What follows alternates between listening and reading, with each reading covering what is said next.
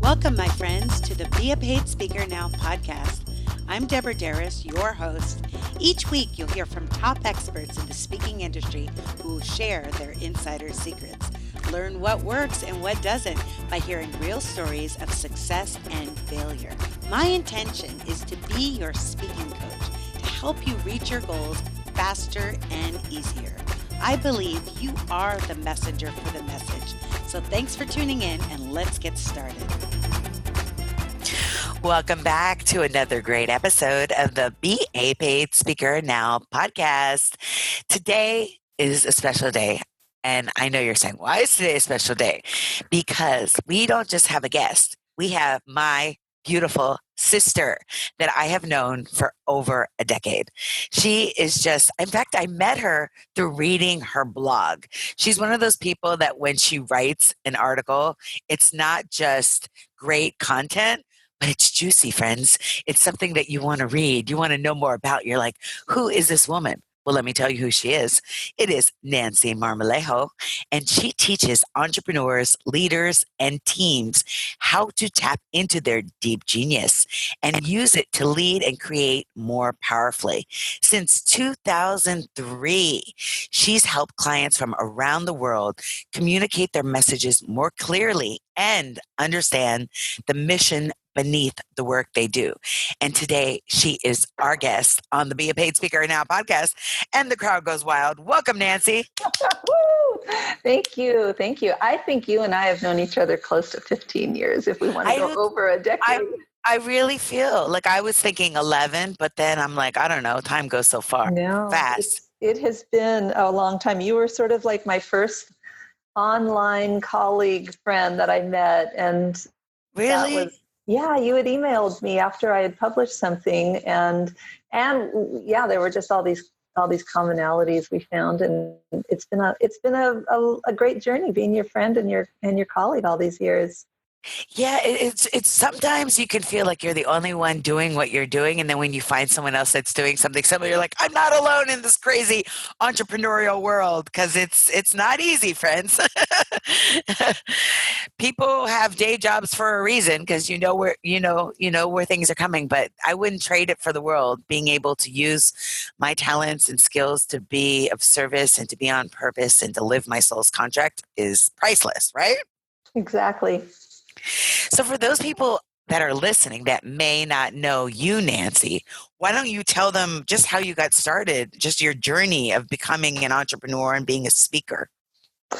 Well, as far as becoming an entrepreneur, I grew up in a family business. So ever since I was a little kid, just the concept of a business was very normal and natural for me. I never saw my dad get up and go to work for anybody but himself. And starting at the age of about 14, I started working for him, and every weekend I had to show up at the flea market in Hayward, California, and work the snack bar. And that was my introduction to business. And wow.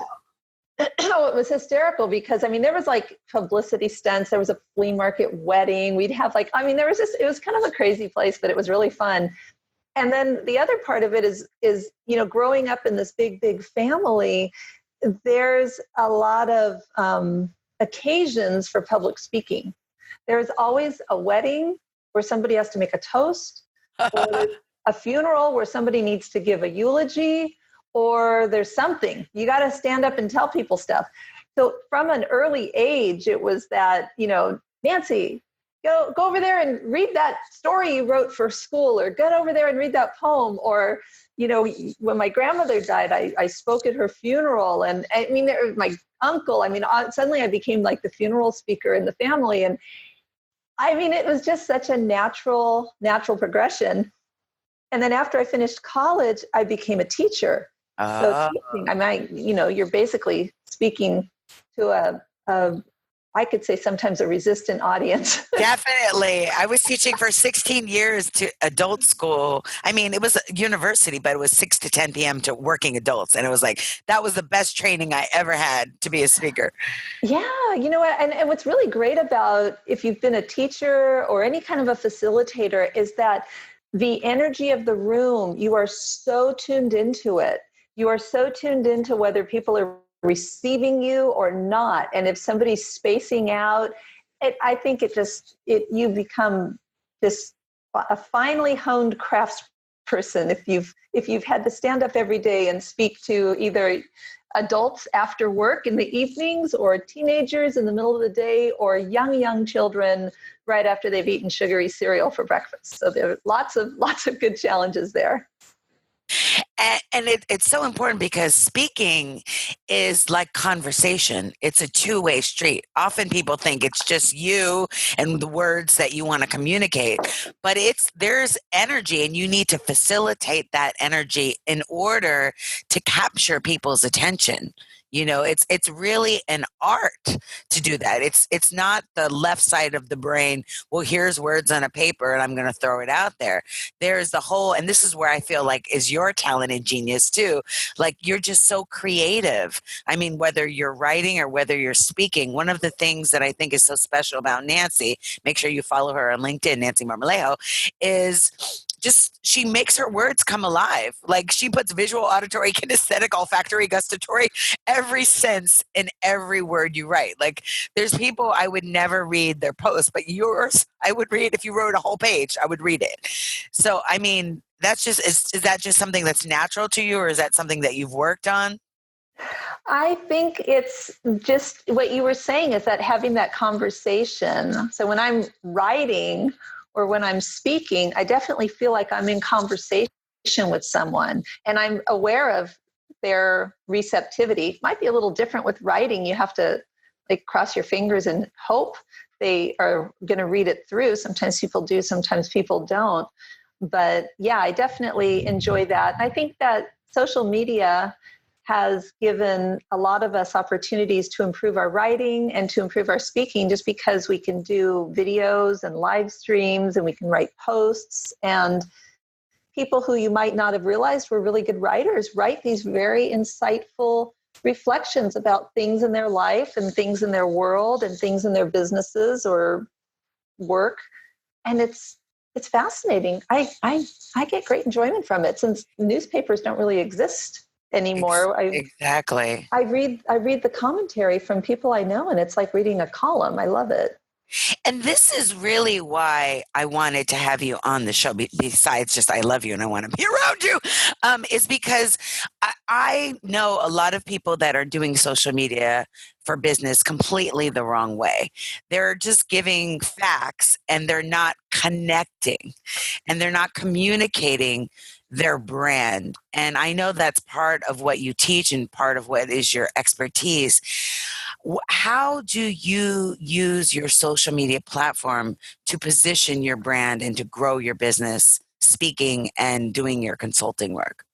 Sure. Well, this is a show about speaking. How about if I'll focus it on that, because there are so many different things that you can do with social media.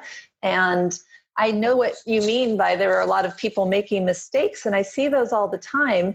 I was an early adopter to social media, so I've been out there using it since, my goodness. I mean, you and I were out there way back when, like 2006, we were just...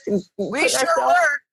Oh, my goodness. MySpace and, yes.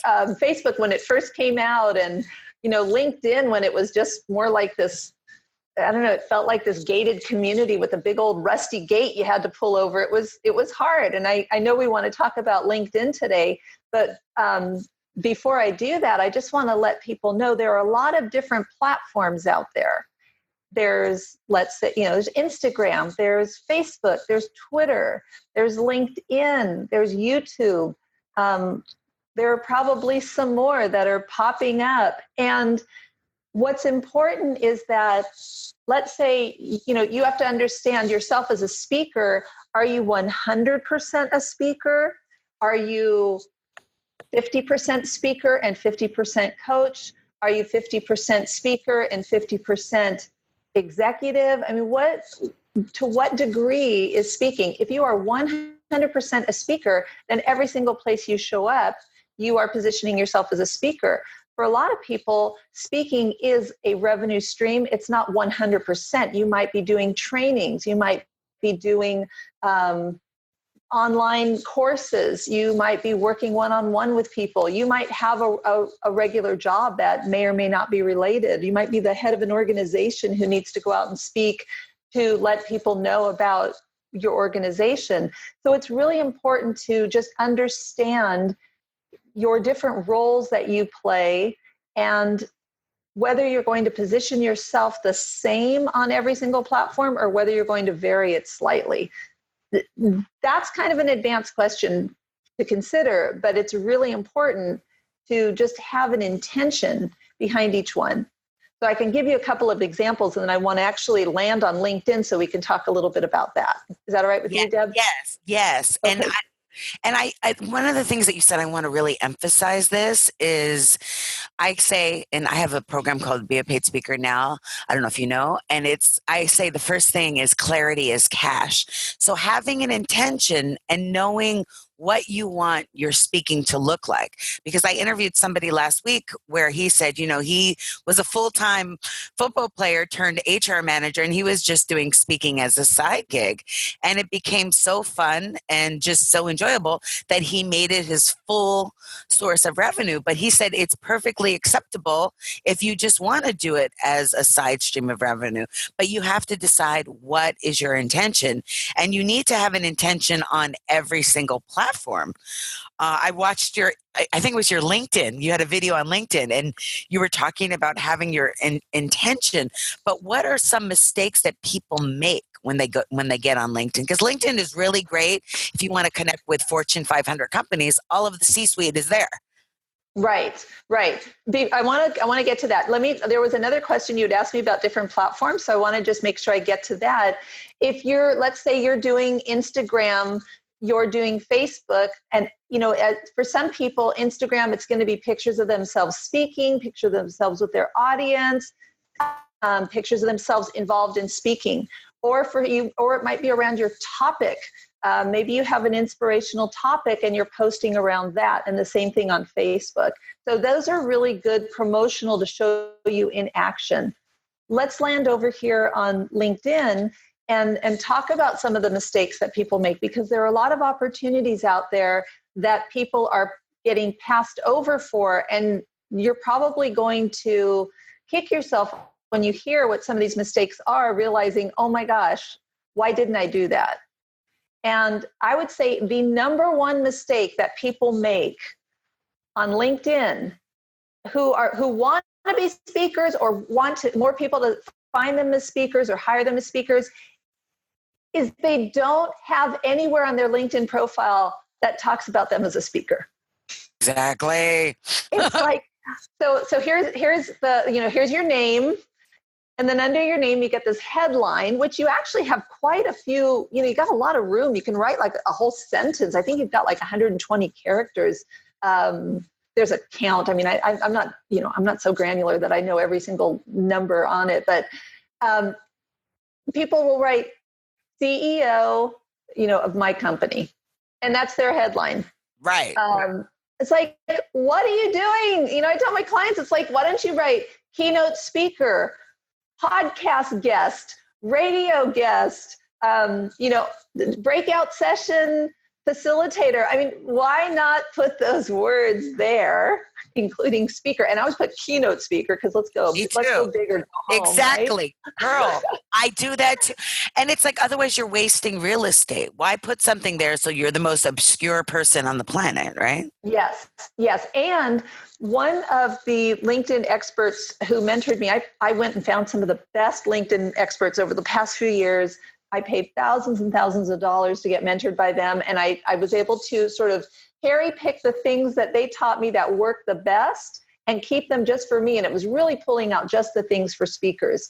But one of the people I worked with, she said, don't list yourself as a public speaker, list yourself as a keynote speaker, because anybody could be she was like, anybody can be a public speaker, but to be a keynote speaker, you really want to position yourself. So in that headline, tell the world that's what you are. And then the second mistake that people make is in their experience section of LinkedIn.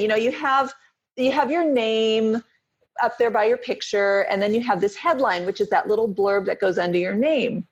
And then there's, you scroll down a bit and there's experience, which kind of says generally like where you've worked and the kind of things you've done. And the other mistake I see people make is all they do, just the same way they listed their job title, like CEO, my company. Once again, they go down there and they just write, CEO, my company, and start date to present. And then, it was, name of a company, I was a manager. And then it has the dates. And nowhere in the experience does it say what? Speaker. It doesn't say keynote speaker. You can actually write out the roles that you've played. You can say speaker at my company, podcast guest at, or podcast host at my company, or podcast guest, let people know that you're a speaker. I feel like standing up and waving my arms right now. Do it, Nancy. People, you've got to tell the world. And in that summary section, which also goes right underneath your name on that top part, where is it? It's like, where is your speaker profile? Where is your speaker bio? How can I know more about you? So where is your sizzle reel? Where is your video of you speaking? Yeah. Right? And you can upload all of that. You can upload all of that to LinkedIn. I mean, you can basically take your speaker packet, your speaker page on your website, whatever promotional materials you use to get yourself speaking gigs, and put that on LinkedIn. So what I decided is, why don't I just make LinkedIn a place where I'm just positioning myself as a speaker, and I'm not there trying to get coaching clients. I'm not there trying to, sell a product or something. I'm there to get speaking gigs, and I'm really clear and intentional about it. So I ask people, be intentional about why you're there and let the world know that you are a speaker. And then didn't you I saw you like last week being the keynote luncheon speaker. I was like so excited. And then I realized it was already happened. I was like, I'm with you, girl. I'm sending you positive energy. But tell them how you've booked gigs from LinkedIn. Oh my gosh. Okay. So first of all, I get a call from somebody who has an international leadership organization for women. Ooh la la. Oh my God. They do these incredible conferences. And she says, I'd like you to come and speak about personal branding, because when I'm speaking about deep genius, it ties into leadership, it ties into personal branding, it ties into marketing, it ties into social media. I mean, there's anywhere where you have to really show up authentically, I can put that in. So she says, I want you to talk about personal branding. I said, oh, and she's just like, wow, I mean, I just love your work. I love what you're doing. And I'm thinking, I finally said, how'd you find out about me? She says, oh, I saw you on LinkedIn. Like, oh. She basically went through my whole profile like it was me giving her a pitch of here's who I am. So it had my topics, it had video, it had everything. So that was phenomenal. And then I get another call from somebody who said, listen, I've got 50 C-level executives in Silicon Valley, and we want you to come in and talk about personal branding. And I said, and I'm thinking, first of all, I'm like, oh my God, the 50 C-level executives in Silicon Valley and me. And I said, well, how'd you find out about me? And they said, well, I saw you on LinkedIn. You look like you are the perfect person for us. Wow. And, and again and again and again, that happens. The other thing that happens is let's say I'm making a proposal to speak at a conference, or I'm pitching an organization to be their speaker, I always give them my LinkedIn before I give them. I don't give them my Facebook. I don't give them my Instagram. Right. I'll even put it on the line above my website. The number one place I want them to go is to my LinkedIn. And the minute they get there, it says speaker, there's speaking videos, there's, testimonials, everything. So I think that for myself and for others, it's a rock solid platform for us where we can have our credibility. It's like an extension of our website. It's an extension of our speaking packets. It's a great, great marketing tool. Exactly. And it's so amazing because people in corporate America will go to LinkedIn before they'll go to your website.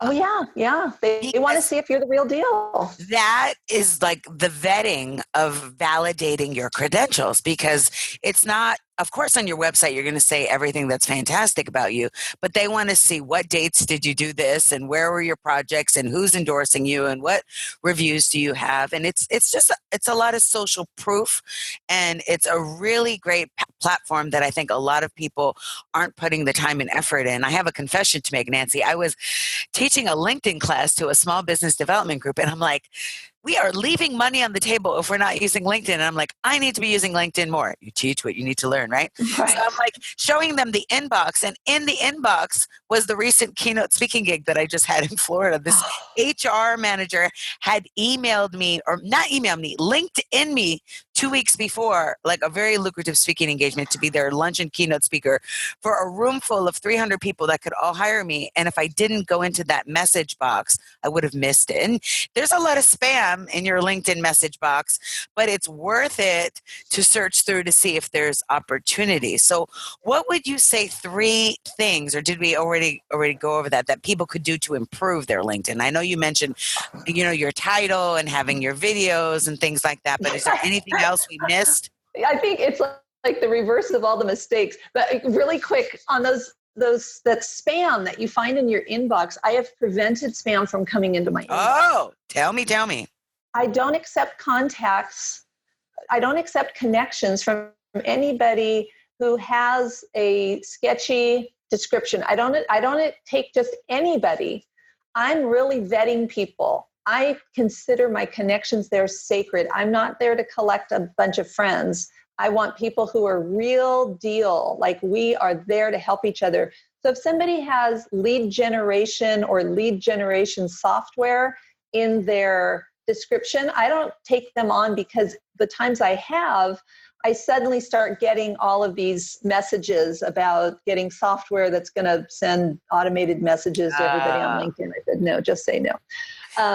So over to what people can do. Number 1, put keynote speaker in your headline and use that word throughout your entire profile, in the summary, in the experience. Use it, because LinkedIn is a big old search engine. And the more you use that word, the more it's going to come up in the searches. LinkedIn also uses hashtags now. And so when you're posting, post with the hashtag keynote speaker. Post with hashtags that are your industry or your area of expertise. So if you speak about leadership, or if you speak about work-life balance, or if you speak about wellness, or if you have a certain sort of a tech focus that you teach, be sure that your expertise area is also sprinkled all throughout your profile, and you use those hashtags. And the last thing, and this is the one that sometimes I have to drag people to this kicking and screaming, but LinkedIn has something called LinkedIn Pulse, which is their publishing platform.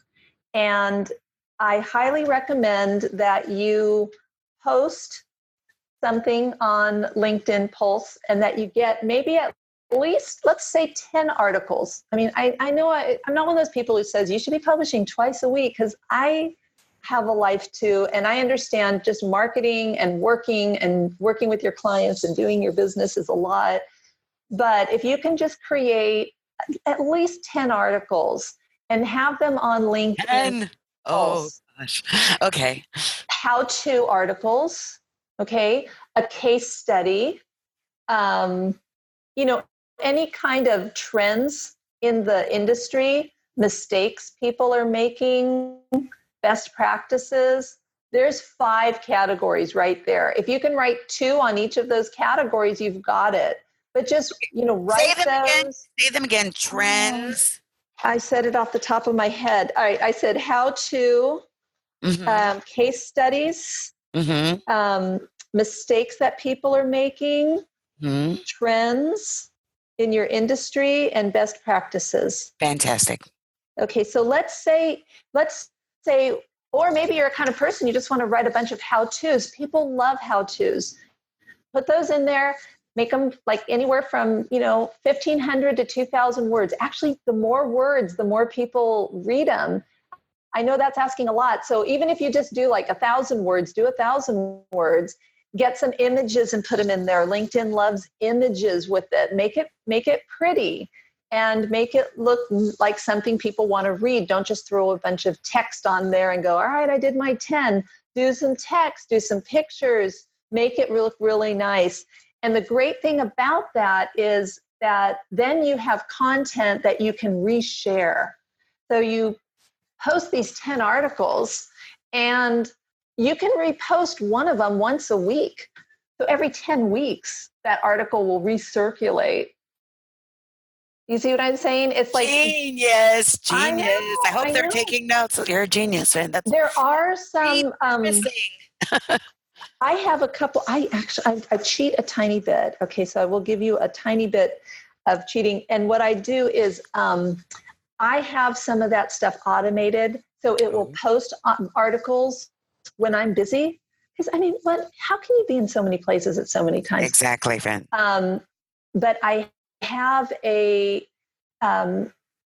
I use one called SmarterQueue. I like it a lot, but there's Buffer, there's Edward, there's Hootsuite, there's all these different ones, you know. But if you have something that then you can program that software to automate it so it posts to your feed once a week, your article. I mean, come on. How hard is that? It'll take you a few minutes to set it up and it'll go. So if you can do that, then now you have content. Now people see you getting out there. Do you use Hootsuite? I use SmarterQueue. I have used Hootsuite before. It has its pluses and minuses. They all have their pluses and minuses. I like SmarterQueue because it has this recycling feature. There's I can give you guys I have a link that gives people 30 days free. I don't make money off of it, but I mean, I'm happy to give it if people want to try it. Yeah, because I mean, the whole thing is all of us are busy. We're doing our business, and social media can seem like a part-time job if we're not doing it strategically and if we don't see it as a revenue generating activity.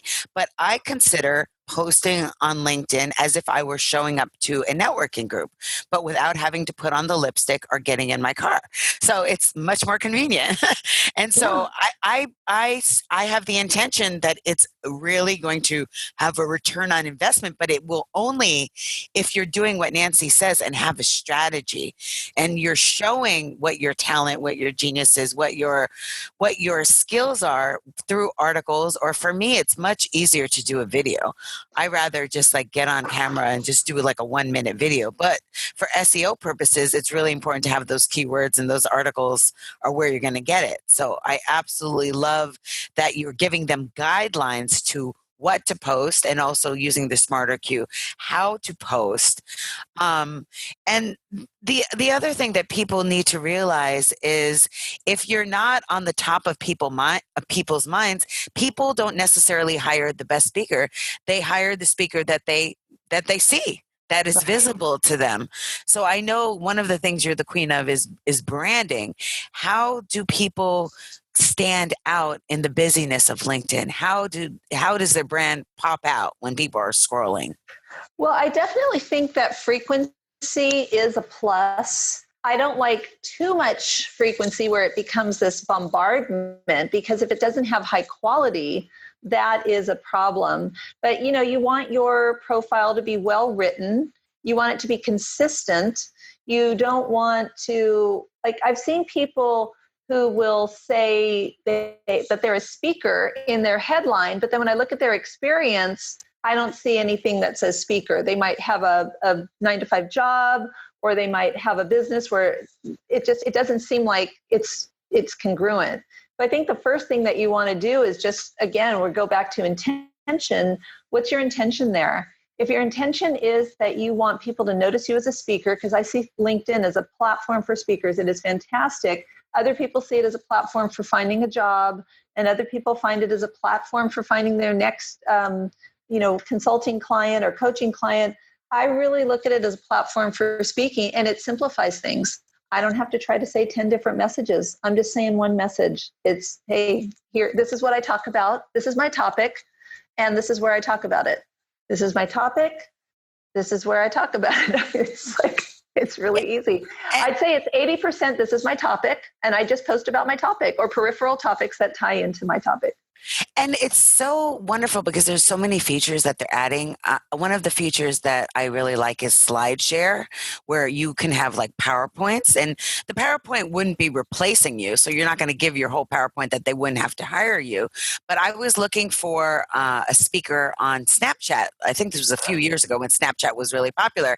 And I found Carlos Gil. I don't know if you know him, but he's, digital marketer, just amazing. Yes. He's going to be on, and that's how we became friends, because through LinkedIn, I went to Slideshare and I was like, well, how do you use Snapchat for business? And he had a wonderful Slideshare that is right on your LinkedIn. And that's how I connected with him. And we became friends. And now I've been learning from him. So there's so many tools that LinkedIn gives you, whether it's putting articles in posts or having a blog or showing your speaking engagements or showing your expertise, like Nancy says, but it only works if you invest time and energy and do it the right way. So I know that you've been booking speaking engagements from it. Why do you think that LinkedIn is such a great platform for speakers? Well, I think, again, it's a vetting. You basically save them a whole lot of trouble of research. And so if somebody can go to a one-stop shop and see you in that environment of total credibility, you can't really fake it on LinkedIn. It's really easy. It's really easy to find out if someone's faking it. And it also shows you if you're wanting to speak in a corporate environment, for example, or something that's work related, you are already showing them, look, I can fit into your world. Now, there might be some people and some topics that they may or may not be workplace topics. And so that it may or may not be the platform for every single topic that we have. But I have seen people position themselves as speakers on LinkedIn who have, I'd say, topics that are unconventional, whether it might be around sexuality or it might be around addiction or something like that. They're brought in to organizations to speak, or they're sought out for different conferences, because the workplace is changing quite a bit, especially as far as what kinds of topics we're bringing up there. So what I hear you saying is you can't fake the funk on LinkedIn. You cannot fake the funk on LinkedIn. That is, I think somebody needs to make that their new. That's my translation of what you said. I'm going to make a t-shirt. Right? You made it so clear to me, because what you're doing is you're making the meeting planner's job easier, because it's one-stop shopping, and you have to realize your speaking career is a product, and you have to position that product so it's easy for people to buy it. It has to be on the front shelf, right? Exactly. Like everything else is a barrier to entry. I mean, how it's like, oh, you mean I need to go here and there and then here and there to find out more about you? I think I'll go with this person over here who has everything on the front shelf. So right. Yes, exactly. Oh, I love that. I love your metaphors. They're so perfect. I can't stop it. I can't help it, and I can't stop it. So I heard that you have a LinkedIn course, my friend, because I was watching your LinkedIn video, and I was on the plane, so I didn't get to finish it, but I have to go back and watch it. But I think that people would really benefit from knowing about your course. Can you talk about that? Yes. So I was talking to people who were my colleagues about LinkedIn, and they all kept saying, oh, LinkedIn, it leaves me so befuddled. They kept using that word. So I call it from befuddled to booked, because it's really, LinkedIn is not that place. I call myself a former LinkedIn hater turned LinkedIn lover. I did not like it at all. And really simple.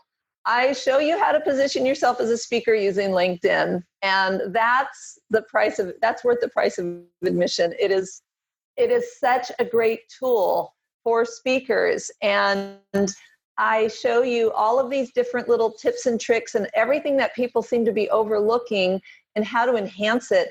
I even have professional speakers coming to me and saying, oh my gosh, I can't believe I haven't been doing that. And they're finding it so worth their while it sets you up to get picked. It sets you up to be the easy yes for that meeting planner. And what's that worth to you? If you think about being in front of that audience, whether you get clients from that audience or the amount that you're paid to do that talk. I mean, there's so many ripple benefits from having a great LinkedIn profile. What I have is I have a link for you guys, and then I have a coupon code that I want to make sure you write down, because that'll take a bunch of money off of the price. But you go to my website is talentandgenius.com, all one word, talentandgenius.com /Deb, DEB. And you should write her name in all small letters. So /Deb. And then when you get there and you're like, oh yeah, I want this, I'm so signing up, there's a little spot for a coupon code. Use it. My mother told me if you could get anything on sale, you buy it, right? You know, Yes. It's like, get it, it's on sale. So you just write all one word, LinkedIn 150, LinkedIn 150. And that will take a big chunk of money off of the price, and you will get immediate access, get started. I've got a bunch of bonus things in there too, because, I do messaging and branding. So I've thrown in all of my, messaging, how to write a killer bio. I even have a PR person who wrote how to pitch the media using LinkedIn. Oh. And we're like, I was looking at that going, oh my God, that is golden. That is golden. Yeah. Wow. So everyone, talentandgenius.com /Deb. I'm going to have the link in the show notes, so you make sure to get it. And I just, ever since I met you 15 years ago, you come alive through how you communicate, your energy. I can feel you. I can see you. I can touch you. Like, it's just the alliteration that you use when you write. And I know when you speak, it's the same way. And I just think that makes you a master teacher, because that's the way the brain works. It processes information visually, auditory, kinesthetically, and you explain things so that things come alive. And I've learned so much from you over the years, and that's why I wanted to bring you to my community, because I know that they will just really get so much out of your program. So thank you so much for offering that. Thanks for the coupon. And so what's next for you? Where are you speaking? Where can people connect with you? Where can people see you live? Well, I just spoke at the Lean In Latinas third annual conference, and that was fantastic. Between now and the end of the year, I'm keeping it local, keeping things kind of small. I have started a social media agency, and so this is a really busy season for us. So I'm keeping things simple right now. Fine. So just a few small things. I actually just began a Lean In Latinas speaker and coaches circle.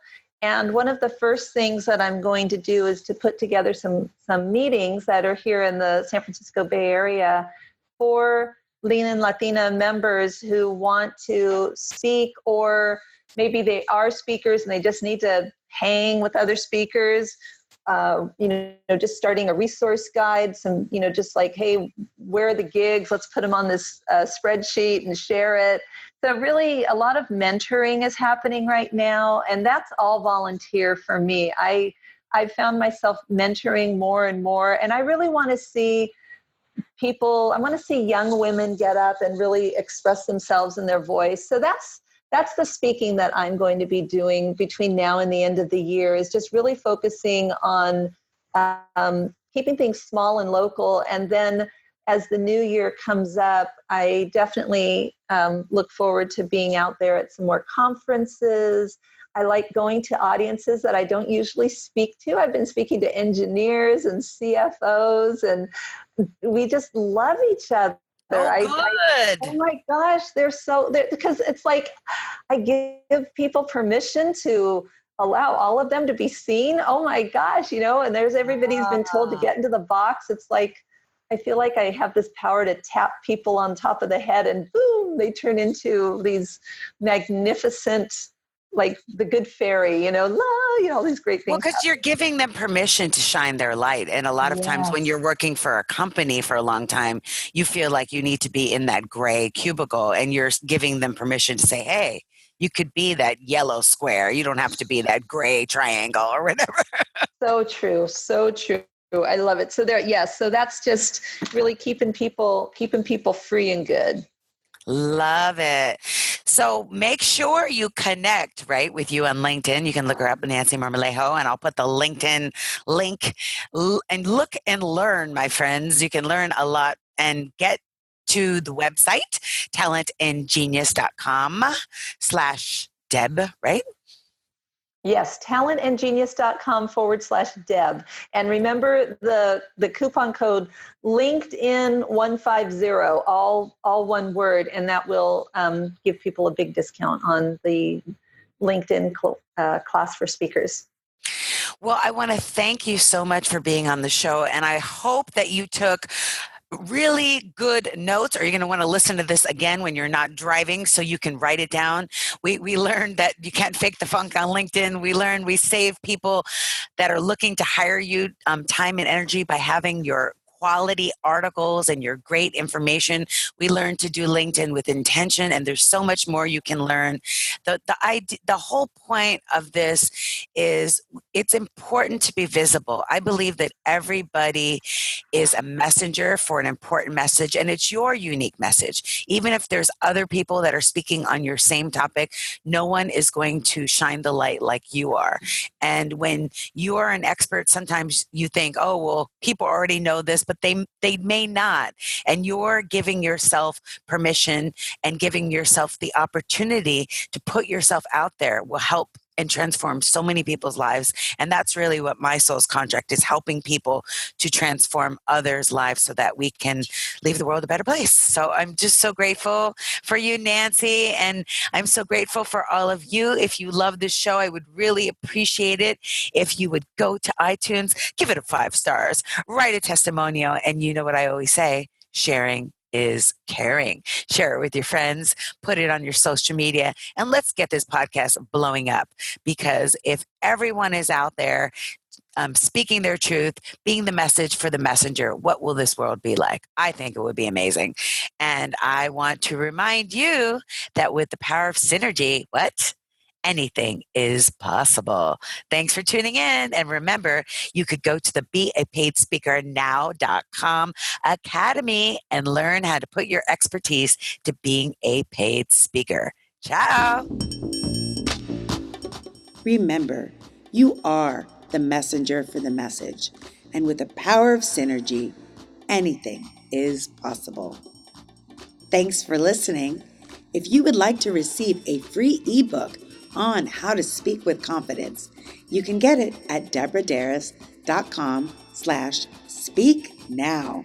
You can also listen to previous episodes of our podcast at deborahderas.com/podcast. And remember to subscribe and write a review on our channel. We want to hear from you and what you would like to hear more of.